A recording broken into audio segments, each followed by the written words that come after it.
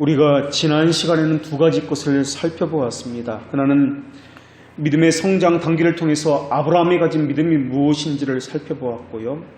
또 그것은 하나님의 선하심과 부성회에서 비롯되는 하나님의 일하심이다라고 배웠습니다. 두 번째, 지난주에 우리가 살펴본 것은 성경에 나타난 의의 개념이 어떻게 구약에서는 또 신약에서는 어떻게 사용되었는지를 살펴보았습니다. 그래서 구약에서 의라는 단어는 체데카라는 단어를 사용해서 창세기 15장 6절에 오늘 본문이 인용하고 있는 그 말씀이 바로 언약을 깨트리고 방해하는 모든 것을 바르게 고치시고 질서를 바로잡는 것이라고 우리가 배웠습니다. 그러다가 구약의 후기에 와서는 의라는 개념이 자선이나 구제라는 개념으로 바뀌어서 발전되었고, 또 신약에서는 하나님과의 올바른 관계다. 그러면서 이 의라는 개념은 하나님의 일하심과 하나님의 움직이심, 동사형으로 기록되어 있다는 것을 우리가 배웠습니다. 그것이 바로 의라는 것인데, 다시 말하면 하나님의 일하심이 의라는 것인데, 하나님의 일하심으로 인해서 우리는 선행을 하게 됩니다. 그래서 오늘은 선행을 함으로써 과연 상급이 따른다는 것이 무엇인가 라는 것을 나누겠습니다. 우리가 이미 배우기를 율법을 해석할 때는 금지는 명령으로, 명령은 금지로 해석해야 된다고 배웠습니다. 또 문자만 바라보는 것이 아니라 문자 이면의 뜻을 바라보아야 한다고 배웠습니다. 그런 측면에서 오늘 본문을 해석해 보면은, 오늘 본문은 일하는 자가 받는 싹은 보수다라는 말씀이 나옵니다. 이것을 금지의 측면으로 또 문자 이면의 측면에서 살펴보면은 일하는 것을 싹스로 여기지 말라, 보수로 여기지 말라라는 의미로도 해석할 수 있습니다. 그런데 문제는 성경에는 하나님께서는 자기 백성에게 상급을 주시겠다는 말씀도 있다라는 것입니다. 어느 본문에서는 보수가 없다, 싹이 없다라는 말씀을 하시고, 또 어떤 본문에서는 백성에게 상급이 있다라고 말씀하신다는 것을 어떻게 우리가 조화를 이루며 생각해야 하느냐 하는 것입니다. 이를테면 역대하 15장 7절에서 하나님께서는 이렇게 말씀하셨습니다. 그런즉 너희는 강하게 하라, 너의 손이 약하지 않게 하라, 너희 행위에는 상급이 있으리라 하니라. 또 이사야 62장 11절 말씀에서도 하나님께서는 이렇게 말씀하셨습니다. 보라, 상급이 그에게 있고 보응이 그 앞에 있느니라 라고 말입니다. 그렇다면 상급이 있다는 이 말씀과 상급이 없다는 이 말씀이 충돌되는데, 우리는 어떤 자세를 취해야 되는가, 어떤 관점으로 이 성경 말씀을 읽어야 되는가 라는 것입니다. 그래서 오늘 우리가 첫 번째로 나누고자 하는 것은 선행과 선행으로 오는 그 상급, 공로와 칭의는 어떤 관계가 있는지를 살펴보겠습니다. 그리고 두 번째는 왜 하나님께서는 오늘 본문에서 경건하지 않는 자를 의롭다 하시는지를 살펴보도록 하겠습니다. 자, 첫 번째로 우리가 하는 선행은 과연 칭의와 어떤 연관관계를 가지고 있는지를 보겠습니다. 사실 우리가 선행을 이야기하고 행위를 이야기하지만은 이 선함에 대해서 악용될 가능성이 너무나 많이 있습니다. 또 반대로 오직 믿음이라는 이 말씀을 오해하는 사람도 너무나 많이 있습니다. 그렇다면 선행이라는 것과 오직 믿음이라는 것, 이 두 사이에서 우리는 어떤 태도를 취해야 바른 성경적인 태도일까 하는 것입니다. 우리가 지난주에 나누기를 하나님의 일하심이 의다, 의는 사람의 행위가 아니라 하나님의 일하심이다 라고 성경을 통해서 살펴보았습니다. 그것을 통해서 우리가 선행을 하게 된다라는 것입니다. 하나님의 일하심이 우리로 하여금 선행을 하게 한다라는 것입니다. 그렇기 때문에 그리스도인에게 있어서 선행이라는 것은 선택사항이 아니다라는 것입니다. 또 선행은 의무이기 때문에 하는 것이 아니다라는 것입니다. 물론 선행을 하는 데는 여러 가지 이유가 있습니다. 의라는 개념은 다시 반복해서 말씀드리려면 하나님의 일하심입니다. 선함도 마찬가지입니다. 하나님의 일하심입니다. 선행은 하나님의 일하심으로 나오는 것이기 때문에 자연스러운 행위입니다. 하나님의 일하심이 아니라 우리 안에서 나오거나 다른 것에서 이것이 기인된다면 우리는 당연히 자랑을 하고 공로를 내세우게 되어 있습니다. 선행의 힘의 근원은 두 가지입니다. 첫째는 그분을 두려워하는 데서 옵니다. 우리는 무상으로 죄들의 용서를 받았다 하지만은 그것은 무상이 아니라 예수 그리스도께서는 값비싼 대가를 지불해야 했습니다. 그분을 두려워하는 이유는 율법의 목적과 마찬가지로 죄들에 대한 혐오감과 두려움 때문에 그렇습니다. 하나님의 심판이 있다는 것을 하나님께서는 우리 양심에 심어 새겨 주셨기 때문에 우리는 두려워할 수밖에 없습니다. 선행을 하지 않는 이유는 그렇게 하지 않으면 양심이 찔리기 때문에 그렇습니다. 자신이 견딜 수 없었기 때문에 그렇습니다. 이것은 하나님의 심판과 관련이 있습니다. 그래서 선행을 하는 사람도 있습니다. 선행을 하는 두 번째 이유는 구속과 부르심에 기인하기 때문에 그렇습니다. 그분이 우리를 부르셨습니다. 그리스도의 구속은 우리로 하여금 죽은 행실에서 떠나게 만듭니다. 결국 부르심은 죽은 행실에서 떠나서 온전한 것과 생명과 또 그 그리스도를 향한 삶과 연결되어 있다라는 것입니다. 그 부르심은 또한 하나님의 일하심에 기인합니다. 그래서 성화를 붙들지 않고는 거룩하심을 붙들지 않고는 그분의 의를 붙들 수 없다라는 결론에 도달하게 됩니다.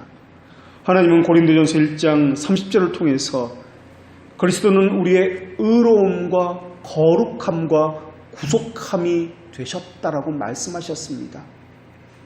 의로움, 거룩함, 구속함. 다시 말하면 칭의는, 의로움은 구속함과 거룩함과 함께 간다라는 것입니다. 그렇기 때문에 하나님은 의롭다 하신 사람을 반드시 그냥 내버려두는 것이 아니라 거룩하게 하시는 분이십니다. 거룩하지 않은 사람은 의롭다 하심을 받지 못했다는 말이 되기도 합니다. 물론 일시적으로는 거룩한 것으로 보일 수 있습니다. 그러나 접붙여져 있지 못하면 금세 떨어져 나가게 되어 있습니다. 나무가 생명이 없으면 땅에 아무리 꽂혀 있다 할지라도 화분에 심겨져 있다 할지라도 그 나무는 살았다 말하지 않습니다. 죽은 나무라고 이야기합니다. 그래서 의로움과 거룩함과 구속함 이것들은 불가분의 관계입니다. 이들을 분리시켜서 생각할 수 없다라는 것입니다. 그래서 칼빈은 성화라는 단어를 기독교 강요에서 사용하지 않았습니다. 칭이라는 것만 사용했습니다. 그래서 구속함을 받은 사람은 의로움과 거룩함이 있게 됩니다. 반대로 의로움과 거룩함에 참여하지 않은 자는 그분께 연합하지 않았다는 뜻이 됩니다. 결국 연합되었기 때문에 그분에게 접붙임을 받았기 때문에 거룩함과 성화에 참여하게 되었다는 것입니다. 하나님은 하나님 백성에게 하나님을 경외하는 법을 가르쳐 주십니다. 교회를 사랑하는 법을 가르쳐 주시고 자기 유익을 구하는 것이 아니라 먼저 하나님의 뜻에 순종하는 것을 기쁨으로 알도록 만들어 주십니다. 하나님은 선한 하나님이 아니라 하나님은 선 자체이십니다. 하나님은 무한히 선하시고 어느 한 부분만 선하신 것이 아니라 하나님은 온전히 선하신 분이십니다. 하나님께서 하시는 일도 선하시고 하나님께서 하시는 말씀도 선하십니다.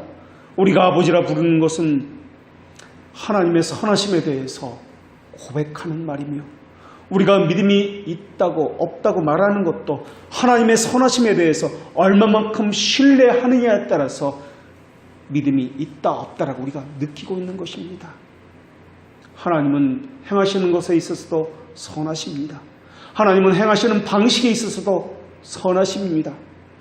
하나님은 시편 기자를 통해서 이렇게 말씀하셨습니다. 주는 선하사 선을 행하시오니 주의 율례로 나를 가르치소서. 우리는 하나님이 일하시는 방식은 알 수가 없습니다. 그러나 우리가 알 수 있는 것은 한 가지 있습니다. 하나님은 선하신 분이라는 것입니다. 우리에게 나타나는 결과는 우리가 보여지고 있는, 우리 눈에 보여지고 있는 상황은 사람은 그것을 믿고 있습니다.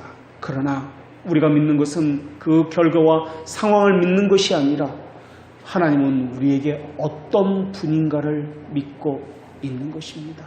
그것이 신자입니다. 그래서 상황을 통해서 절망하지 않습니다. 그 나타난 결과를 보고서 절망하지 않습니다. 그 이면에는 하나님의 뜻이 있기 때문에 그렇습니다. 그래서 우리는 결과와 상황에 주목하는 것이 아니라 그 속에서 말씀하고자 하는 하나님의 뜻이 무엇인가를 헤아려 주목하고 있는 것입니다. 우리가 선을 행한다면 선을 행하는 이유도 바로 그와 같습니다. 하나님의 성품이 선하기 때문에 그것이 우리는 그분께 접붙였기 때문에 우리도 선해야 합니다. 접붙여진 자는 선할 수밖에 없기 때문에 선하게 된 것입니다. 하나님이 선하니 하나님의 자녀도 선해야 합니다. 하나님의 자녀라고 부르면서 선하지 않는다면 그는 하나님의 자녀가 아닐 것입니다.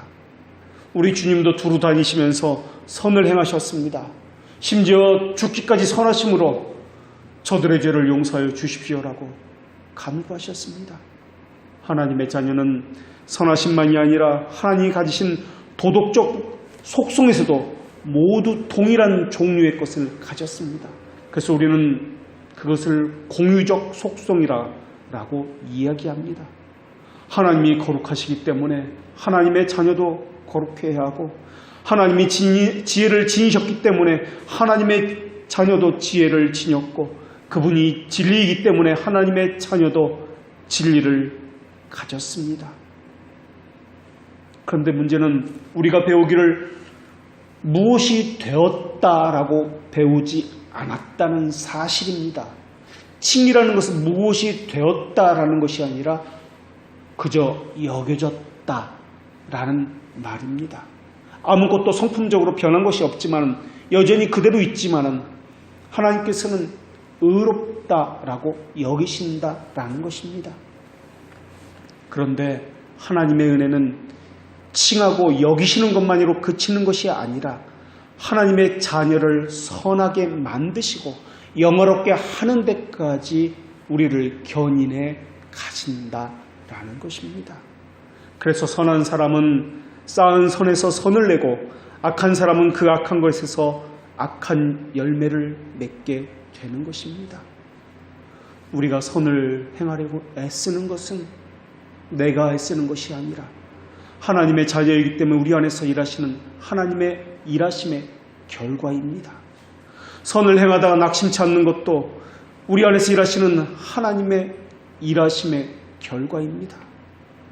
우리가 전하는 메시지, 우리가 하는 행동을 통해서 우리가 누구인지를 드러내게 되어 있습니다. 하나님께서는 바울을 통해서 이렇게 말씀하셨습니다.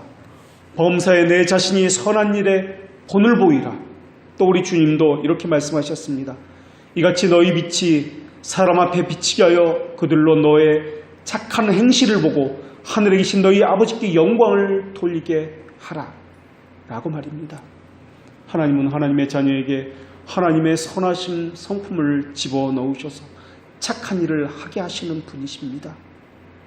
하나님의 자녀는 하나님을 따라서 의와 진리의 거룩함으로 지으심을 받았기 때문에, 새 사람을 입었기 때문에 새로운 성품을 가지고 착한 일을 하게 되어 있습니다. 칭의에서 우리는 행위를 분리시키지 않습니다.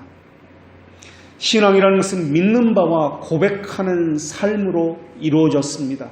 그래서 믿는 대로 사는 것이 신앙입니다. 알기만 하고 믿기만 하고 사는 것과 별개인 것은 신앙이라 하지 않습니다. 안다고 하면 믿어야 되고 믿는다고 하면 그렇게 살아야 합니다. 이것이 신앙입니다. 그래서 우리는 이렇게 배웠습니다. 믿음으로 말미암아라는 것은 행위를 배제하는 것입니다. 라고 말입니다. 행위에서 칭의를 분리시키려는 것은 선행을 행하지 말라는 의미가 아니다라는 것입니다. 또 선행을 선하지 않다라고 말하는 것도 아니고 선행을 의지하지 말고 그것에서 영광을 취하지 말라라는 것을 말하고자 하기 위해서 행위를 배제하라라고 말을 하는 것입니다. 칭의의 뜻, 믿음으로 말미암아 의롭다 여기심을 받았다 해서 믿음으로 말미암아가 행위를 배제한다라고 우리가 배웠습니다. 그 말의 뜻은 행위를 하지 말라는 뜻이 아니라 행위를 통해서 자기 자랑, 영광을 취하지 말라라는 뜻이다라는 것입니다. 구원을 자기 행위에서 찾지 말라는 뜻입니다. 모든 영광과 구원의 기초는 오직 예수 그리스도입니다. 우리가 훌륭해서 우리를 부르신 것이 아니라 하나님의 은혜로 부르셨을 뿐입니다. 그리고 하나님께서 부르신 사람은 하나님의 법을 지켜 행하게 되어 있습니다. 기독교는 법의 종교입니다. 신앙생활 자체가 법을 지키는 일입니다. 이 법은 세상의 법이 아니라 하나님과의 관계에서 오는 법입니다. 법은 하나님께서 말씀하신 명령입니다. 우리 주님께서 이렇게 말씀하셨습니다. 너희가 이 모든 법들을 듣고 지켜 행하면 내 하나님 여호와께서 내 열조에게 맹세하신 언약을 지켜 내게 인애를 베푸실 것이라. 또 너를 사랑하시고 복을 주사 너로 번성케 하실 것이요. 하나님은 하나님의 자녀에게만 법을 주셨습니다. 유기된 자에게 주신 것이 아닙니다. 유기된 자들은 법을 대수롭지 않게 여깁니다. 그러나 하나님의 자녀는 법을 두려워합니다. 어떻게든 지키려고 애를 씁니다. 그러나 법을 지켰다고 해서 약속을 지켰다고 해서 그것을 대가로서 하나님 앞에 보수나 싹스를 원하지 않습니다. 하나님의 자녀이기 때문에 지키는 것이지 그것을 공로로서 보수를 받아내려는 용도로서 그렇게 지킨 것이 아니기 때문에 그렇습니다. 그러나 사탄은 그것을 가지고 보상을 받아내라고 하나님 앞에 무엇을 얻어내라고 부추기고 있습니다. 너는 대단한 일을 했으니까 그것을 받는 것은 당연하니까 자부심을 가지라고 속삭이고 있습니다. 내가 무엇을 했고 교회에서 무엇 됐는데 하나님은 왜 내게 이럴 수 있습니까? 라고 이런 공로를 내세우는 심리가 바로 자기 의에서 비롯되었다는 것입니다. 하나님의 은혜는 행위로 주는 것이 아니라 아무 자격이 없는 자들에게 주신 은혜입니다. 과분하게 주시는 은총입니다. 그런 측면에서 보면 타락 전의 아담도 은혜를 받았습니다. 타락 후에 인간은 더더욱 큰 은혜를 받았습니다. 타락 전 아담이 받은 은혜는 예수 그리스도의 구속사역이라는 자비하심에 바탕을 두지 않은 은혜입니다. 그러나 우리가 받은 은혜는 피를 흘리고 예수 그리스도의 죽음을 담보로 받은 은혜입니다. 그러나 타락 전에 아담이 받은 은혜와 타락 후 우리가 받은 은혜의 공통점이 있습니다. 모두가 하나님과의 언약을 기반으로 삼았다라는 것입니다. 그래서 하나님의 은혜가 아니고는 이 둘 다 설명할 수 없다는 점입니다. 아담이 하나님과 맺은 언약을 우리는 행위 언약 또는 생명 언약 또는 하나님과의 교제 언약이라고 이렇게 부릅니다. 언약이라는 이 말 자체가 은혜입니다. 하나님께서 어떻게 무한하신 그 하나님께서 유한한 인간과 피조물인 인간과 언약을 맺을 수 있단 말입니까? 언약을 맺기 위해서는 자기를 버리셔야 합니다. 인간에까지 자기를 낮추셔야 합니다. 이것이 하나님의 언약입니다. 비록 예수 그리스도의 속죄와 보혈의 피는 거기서는 나타나지 않지만 자기를 버렸다는 측면에서는 하나님의 은혜가 분명히 드러나고 있다라는 것입니다. 따라서 하나님과 맺어진 언약에 따라 타락 전 아담도 전적으로 하나님의 그 은혜를 맛보아 알았고 하나님께만 의존해야 했다라는 것입니다. 아담도 성부께서 받으실 만한 순종을 드리게 해달라고 성령을 통해서 도움을 청해야만 했습니다. 성령님께 도움을 청하지 않고 자기 생각을 의존하는 태도는 하나님을 거스른다는 것을 아담도 너무나 잘 알고 있었습니다. 그래서 아담은 성령님을 의지했고 성부 하나님께서 말씀하신 약속에 따라야 했습니다. 그러나 결국 아담은 약속을 지키지 않았고 자기 보기에 좋은 대로 생각했고 자기가 원하는 대로 행동을 했습니다. 하나님 말씀보다 자기 생각이 더 옳다라고 여겼기 때문에 그렇습니다. 그 결과 언약이 깨트려졌고 후대에까지 죄의 영향력이 그렇게 나타나게 되었습니다. 그로 인해서 우리의 근본 문제는 죄가 우리의 행위에서 나타나는 것이 아니라 우리의 존재가 되었다는 사실입니다. 우리는 죄악 중에서 출생했고 죄악 중에서 잉태되었습니다. 그래서 우리는 성경은 우리를 죄인이다 라고 부릅니다. 어떤 사람은 우리의 타고난 죄악과 악함을 연약함이라는 말로 표현합니다. 또 어떤 사람은 상처받은 자아라고 말하고 있습니다. 그러나 하나님은 분명히 죄인이 어떤 존재인지 말씀을 통해서 실감 있게 우리에게 경고하셨습니다. 다 치우쳐 무익하게 되고 선을 행하는 자는 없나니 하나도 없도다.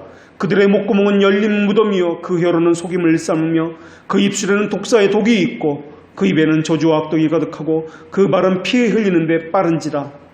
파멸과 고생이 그 길에 있어서 평강의 길을 알지 못하고 그들의 눈앞에 하나님을 두려워함이 없느니라. 이것이 하나님의 말씀입니다. 하나님을 기쁘게 할 수 있다고요. 우리의 행위로서 하나님 앞에 상금을 받을 수 있다고요. 하나님의 진노 아래 있는 자들은 결코 이런 일은 있을 수 없습니다. 불가능합니다. 그런데 여기에 키워드가 하나 등장합니다. 그 키워드는 하나님의 진노 아래 있는 자들은 불가능하다는 그 말씀입니다. 다시 말하면 하나님의 진노 아래 있지 않은 자들은, 하나님의 진노 아래서 벗어난 자들은 가능하다는 이야기입니다. 그럼 어떻게 가능합니까? 칭의는 우리의 행위를 배제한다 라고 말씀드렸습니다. 칭의는 우리의 죄를 보시지 않는 죄의 정가와 예수 그리스도의 의로 구성되어 있습니다. 다시 말하면 죄를 보지 않으신다라는 것입니다. 칭의는 사람의 행위에 달린 것이 아니라 하나님의 은혜에 근거합니다.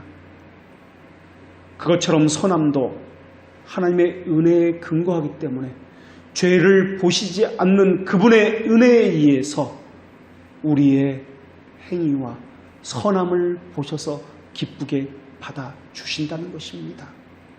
이것은 모두에게 해당되는 것이 아닙니다. 하나님의 자녀에게만 해당됩니다. 하나님의 자녀에게 거저주는 은혜에 의해서 이랬기 때문에 그렇습니다. 자녀에게 용돈을 부모가 주는 것은 자녀가 이랬기 때문에 용돈을 주는 것이 아닙니다. 자녀이기 때문에 주는 것입니다. 그러다가 이 아이가 시험을 통해서 100점을 맞아오면 그때 그 부모는 기분이 좋아서 용돈을 더 주곤 합니다.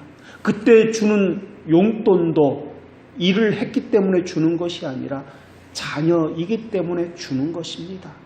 이것이 하나님께서 그 자녀에게 주시는 상급입니다. 그리고 그 상급은 궁극적으로 구원과 관련된 상급입니다. 믿음을 통해서 하나님의 자녀가 되면 신분이 달라집니다. 관계가 달라집니다. 죄인에서 하나님의 자녀로, 의인으로 그렇게 불러지게 되는 것입니다. 그리고 하나님의 영원한 후사가 되어서 기업 누르기에 동참하게 됩니다. 그것을 통해서 아버지의 것이 다 자녀의 것이 되는 것입니다. 에덴 동산에서 하나님은 아담의 하나님이기도 하셨지만은 동시에 아담의 아버지이기도 하셨습니다. 믿음의 조상의 그 족보를 기록하고 있는 하나님은 누가를 통해서 이렇게 말씀하셨습니다. 그 위는 에노스요, 그 위는 셋이요, 그 위는 아담이요, 그 위는 하나님이시니라. 또 하나님은 아브라함과 이삭과 야곱의 하나님이십니다. 하나님의 말씀에서 보듯이 우리 신앙의 기원은 하나님이십니다. 구속받은 이스라엘도 하나님의 자녀였습니다. 하나님이 이렇게 말씀하셨습니다. 그런 내 아버지여 너를 지으신 이가 있냐? 그가 너를 만드시고 너를 세우셨도다. 하나님은 이사야 선지를 통해서도 이렇게 말씀하셨습니다. 그러나 여호와여 이제 주는 우리의 아버지이시니이다. 우리는 진흙이여 주는 토기장이시니 우리는 다 주의 손으로 지으신 것이니이다. 하나님의 자녀의 기원은 하나님이라는 고백입니다. 그렇기 때문에 예수 그리스도께 접붙여진 사람은 하나님과 같은 종류의 판단력과 같은 종류의 의지를 가졌습니다. 또 교회의 머리는 그리스도이기 때문에 그리스도께 접붙여진 사람은 교회를 위하고 교회를 사모하게 되어 있습니다. 나를 위해서가 아니라 교회의 머리 대신 예수 그리스도를 먼저 생각하고 교회를 위해서 하게 되어 있습니다. 누가 시켜서 하는 것이 아니라 자발적으로 하게 되어 있으며 교회의 아픔이 눈에 저절로 보이게 되어 있습니다. 교회의 아픔이 자기 아픔이 되고 교회의 문제가 자기 문제로 여겨지게 되어 있습니다. 남이라 여겨지지 않습니다. 접붙여졌기 때문에 함께 생명을 나누었기 때문에 그가 죽으면 나도 죽고 그가 살면 나도 사는 것이기 때문에 그렇습니다. 그래서 예수 그리스도의 사랑은 교회를 향한 사랑과 같은 것이라 여기게 되어 있습니다. 그리스도의 의지도 교회 안에서 역사하는 것과 또 신자 한 사람 한 사람 안에서 역사하는 것과 동일한 의지입니다. 하나님의 자녀는 예수 그리스도와 동일한 의지를 가지고 교회를 섬기고 있습니다. 그래서 교회를 섬긴다는 것은 교회를 섬기는 것이 아니라 하나님을 섬기는 것이 됩니다. 이것과 이것은 분리될 수가 없는 것입니다. 그래서 교회를 사랑할 수밖에 없으며 교회를 내 몸과 같이 아끼고 또한 그 속에서 눈물로써 간구하게 되는 것입니다. 믿음이 진실하다면 그가 가진 믿음이 진실하다면 교회를 헌신짝처럼 버릴 수 없을 것입니다. 교회와 함께하며 그 교회도 예수 그리스도와 함께함을 늘 기억하며 새기게 될 것입니다. 그리스도의 판단력은 하나님의 자녀에게 부어집니다. 예수 그리스도의 판단력은 하나님의 자녀의 판단력이 되고 하나님의 자녀는 그들의 마음 가운데 성령에 의해서 기록된 하나님의 법과 독이란 것들을 지니게 됩니다. 마치 도장과 도장 자국이 일치하는 것처럼 그 하나님의 자녀들 속사람에 새겨진 율법과 기록된 하나님의 말씀은 일치하게 되어 있습니다. 그렇기 때문에 그리스도인 안에는 그리스도 안에 있는 은혜와 부합하는 은혜가 있습니다. 그렇기 때문에 여러분의 안에 있는 은혜와 제가 가진 은혜는 같아야 하며 우리가 가진 은혜는 예수 그리스도께서 가지신 그 은혜와 동일한 것이 되어야 합니다. 주가 같으니 소망도 같아야 하며 믿음도 같아야 합니다.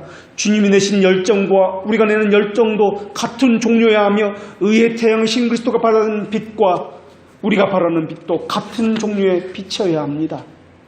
하늘로부터는 하나님의 긍휼과 우리가 내는 긍휼도 같은 종류여야 합니다. 우리 안에 이루어진 은혜의 모든 역사는 하나님의 은혜 아래 이루어지기 때문에 그렇습니다. 우리에게 지혜가 있다면 그것도 하나님의 지혜와 동일한 종류의 지혜일 것입니다. 하나님은 하나님의 자녀들에게 사랑과 지식과 모든 총명으로 점점 풍성하게 하시는 분이십니다. 아름다운 입맛을 가진 사람은 하나님의 말씀이 꿀처럼 달 것이요 하나님을 사랑하며 그 무엇보다도 소중하게 여겨서 그것을 놓치지 않으려고 몸부림을 치게 될 것입니다. 하나님의 지혜는 신비롭고 아름다워서 이 세상에 그 무엇과도 비교할 수 없을 것이라 여기게 될 것입니다. 하나님께서 주시는 그 평안은 이 세상의 수많은 절망들과 폭풍우를 잠재우고도 남음이 있을 것입니다. 하나님의 선함은 이 세상의 모든 악을 덮고도 남으시는 그러한 선함이십니다. 아름다운 하나님의 섭리, 우리가 그것을 믿는다면 우리가 수고한 어떤 선한 일이라도 내가 한 것이라 여기지 않게 될 것입니다. 각 사람의 수고와 공력은 불탈 것이며 하나님께서 주시는 그 영원한 것들은 남아서 영영이 기억될 것입니다. 그리스도에 의해 옷을 입을 필요성을 확신시켜주는 성령께서는 그리스도의 통치가 우리를 다스려야 한다는 것을 우리에게 또한 확신시켜 주실 것입니다. 그리스도의 사랑은 우리를 감동시켜서 우리와 예수 그리스도의 순종이 같은 모습으로서 같은 순종으로서 만들어 가실 것입니다. 하나님은 게으름으로 뒤로 물러나는 우리에게 말씀을 보내셔서 깨닫게 하시는 방식으로 분발케 하시며 하나님께서 기뻐하시는 사람으로 우리를 빚어가실 것입니다. 그리스도는 우리의 죄악된 정서를 대항할 수 있는 은혜를 주시고 계십니다. 그리스도께서 죽었다가 다시 살아나신 것은 죽은 자와 산 자의 주가 되시기 때문이며 우리로 돌이켜서 악한 일을 버리고 선한 일을 하게 하시는 것도 주가 높아지심으로 행하시는 열매입니다. 하나님께서 하나님의 자녀들이 세상 앞에서뿐만 아니라 종신토록 주의 앞에서 성결함과 의로 두려움 없이 섬기게 하시겠다고 맹세로서 보증해 주셨습니다. 그래서 하나님의 자녀는 결코 하나님과 하나님의 진리와 하나님의 성품과 따로 떠나서 살 수가 없게 되는 것입니다. 하나님께서 그것을 맹세로 보증하셨기 때문에 그렇습니다. 하나님의 자녀는 넘어서도 일어납니다. 하나님의 자녀는 절망에도 절망 속에 숨겨져 있는 소망을 바라보게 됩니다. 하나님의 자녀는 죽음 속에서도 부활을 경험합니다. 그렇게 만드시는 분이 하나님이기 때문에 그렇습니다. 어둠 속에 빛이 있으라 하신 분이 하나님이기 때문에 그렇습니다. 그래서 종교개혁자들은 어두움 후에 빛이라는 표를 가지고 그들의 전 생애를 그렇게 살았습니다. 그들은 어둠 속에서도 빛을 보는 사람들이기 때문에 그렇습니다. 그리스도의 멍에를 짊어지고 그리스도의 통치 아래에 있는 행복에 대해서 신자들은 알고 있습니다. 그들은 그것을 아픔이라 이야기하지 않습니다. 절망이라 이야기하지 않습니다. 그것을 기쁨이라 이야기하고 그 오래 참음을 소망이라 이야기합니다.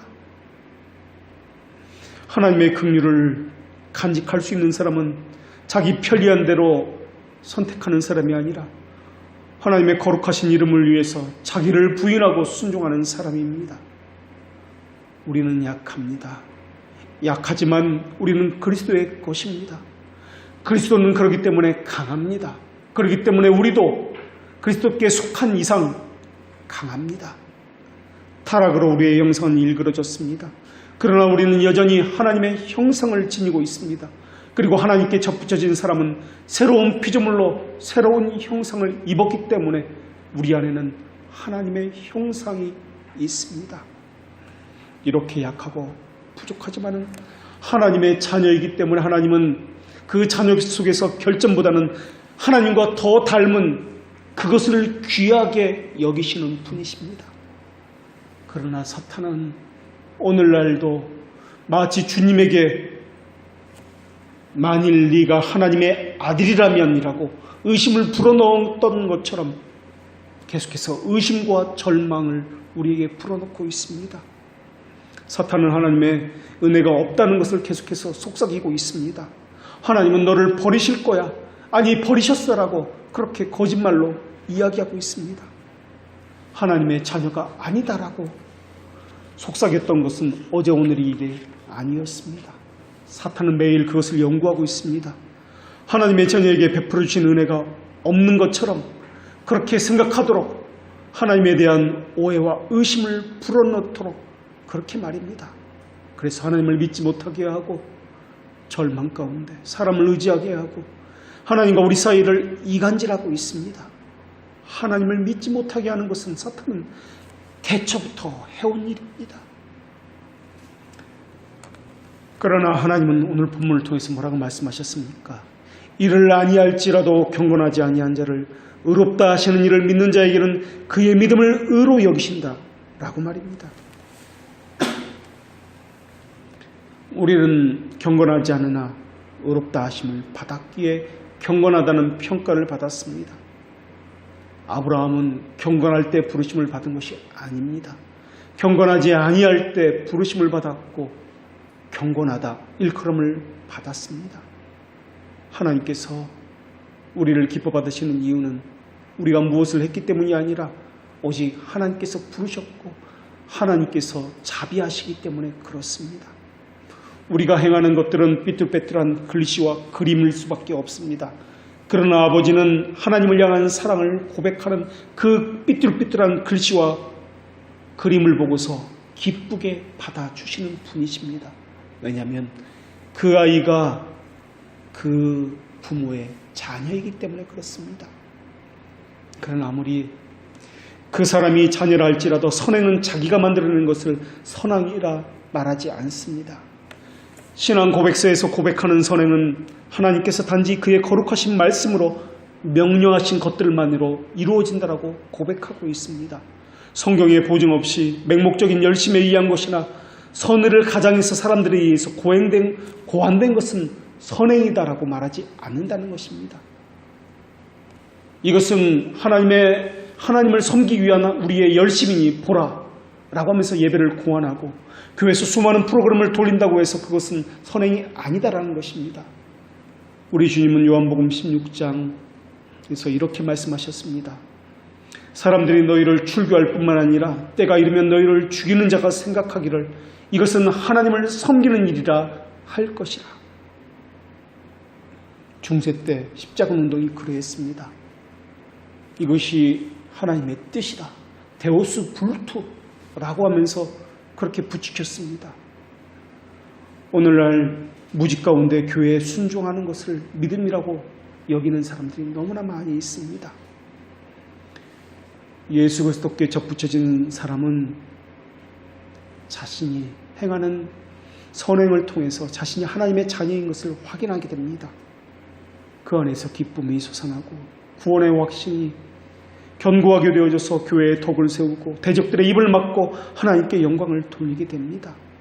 그리스도 예수 안에서 선한 일을 위해서 창조되었다는 것이 무엇인지 배우게 되며 하나님의 자녀가 무엇인지를 스스로 깨닫게 됩니다. 그래서 감사하게 되고 선을 행한다 할지라도 그 모든 것이 하나님의 은혜였다고 고백하게 됩니다. 그래서 결국은 거룩에 이르는 열매를 맺음으로써 영생과 자신이 관련을 맺고 있다는 것을 알게 됩니다. 지금까지는 호언장담하고 과장함이 일상이 되었으나 이제부터는 겸손함으로 자신 안에 과장함을 제거하고 교만하지 않습니다. 이 세상의 모든 유혹에 귀를 닫고 자신의 마음이 그곳을 향해서 흘러가는 것을 차단하기 위해서 말씀을 가까이 합니다. 무질서하고 혼돈스럽고 오만하고 의시되는 모든 것을 없애버립니다. 머리를 굴려서 이리저리 재고 탐욕으로 충만한 눈알을 굴리는 이러한 모든 것들을 자기 안에서 제거해 버립니다. 순결함과 거룩함을 갖습니다. 다른 사람이 가진 것을 바라보면서 서러워하고 아파하지 않습니다. 육신의 게으름과 지적인 게으름은 물론이고 영적인 무뎌짐에 자신을 방치하지 않으려고 영 살리기를 합니다.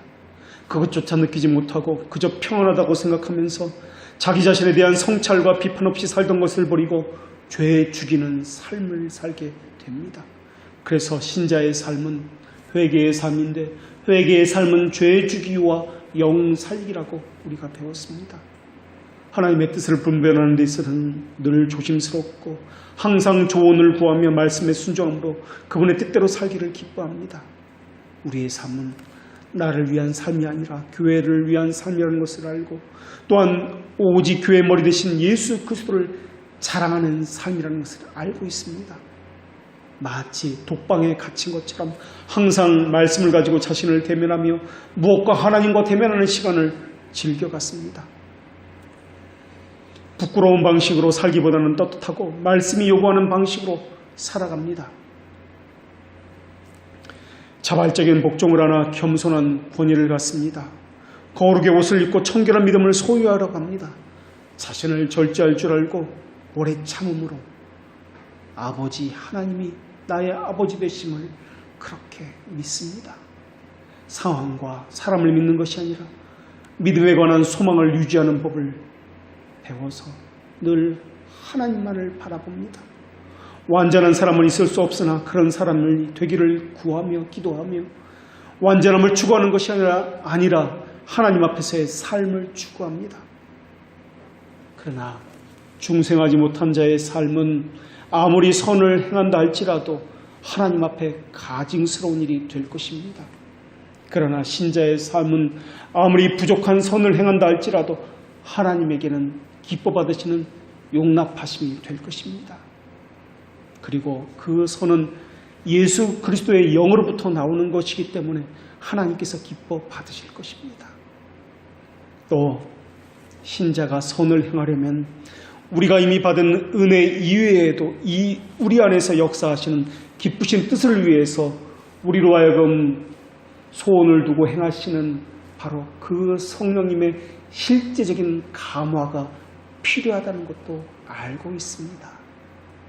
그래서 늘 하나님의 영께 간구합니다.